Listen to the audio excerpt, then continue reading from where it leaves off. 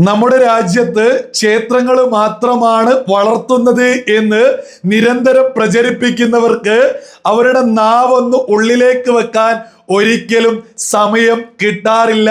ദേ വന്നിരിക്കുന്നു അടുത്തതും. വിദേശ രാജ്യത്തെ ഉപഗ്രഹത്തെ വിക്ഷേപിക്കാൻ പോലും നമ്മുടെ രാജ്യത്തെ വാഹനത്തെ ആശ്രയിക്കുന്ന ഒരു കാലത്തേക്ക് നമ്മുടെ രാജ്യം വളർന്നിരിക്കുന്നു. രാജ്യ ചരിത്രത്തിലെ ഏറ്റവും ഭാരം കൂടിയ ഉപഗ്രഹത്തെയാണ് നമ്മുടെ കരുത്തുറ്റ വിക്ഷേപണ വാഹനമായ LV-M3 M6 വിക്ഷേപണ ദൗത്യം വിജയകരമായി പൂർത്തീകരിച്ചത്.